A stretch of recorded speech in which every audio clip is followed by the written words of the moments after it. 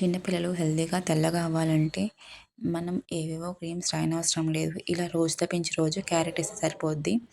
నేను ఇలా carrot, sweet potato హ్మ్. తీసుకొని బాగా క్లీన్ చేసుకొని దాన్ని చిన్న చిన్న ముక్కలుగా కట్ చేసుకున్నా. ఇది చిన్నపిల్లలకే కాదు మనం పెద్దవాళ్ళం కూడా తీసుకోవచ్చు. నేనేంటంటే మా బాబుకి ఇప్పుడు 10th మంత్. నేను లాస్ట్ 3 మంత్స్ నుంచి వాడికి ఇస్తూనే ఉన్నా ఇది.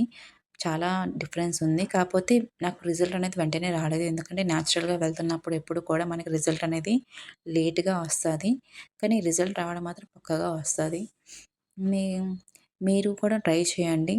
మీరు ఇలా బాయిల్ చేసుకొని ఇష్టం లేదనుకుంటే డైరెక్ట్‌గా తినేయండి.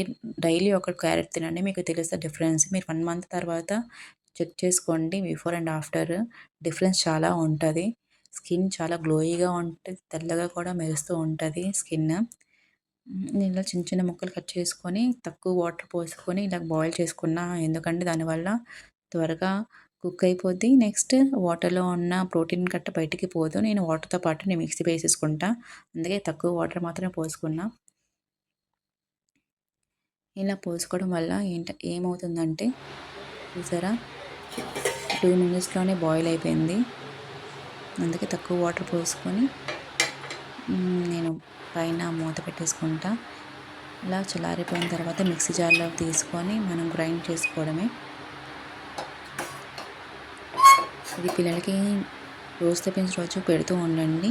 ఒకరోజు నేను క్యారెట్ పొడి పెడితే ఇంకో రోజు ఇంకో ప్యూరీ పెడతాను. ఆ వీడియో అనేది నెక్స్ట్ వీడియోలో పోస్ట్ చేస్తా. మీరు నా ఛానల్ గాని సబ్స్క్రైబ్ చేసుకోకపోతే ప్లీజ్ సబ్స్క్రైబ్ చేసుకొని ఇలాంటి వీడియోస్, ఇలాంటి టిప్స్ నేను పెడుతూనే ఉంటా.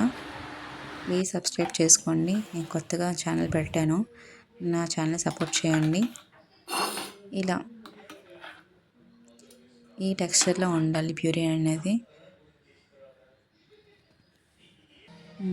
ఇలా సర్వింగ్ బౌల్‌లో తీసుకొని వాళ్ళకి సర్వ్ చేసుకోవడమే. నెక్స్ట్ వీడియోలో ఒక రోజు ఇది పెడతాను. ఇంకో రోజు ఇంకోటి పెడతాను. నెక్స్ట్ వీడియోలో పోస్ట్ చేస్తాను.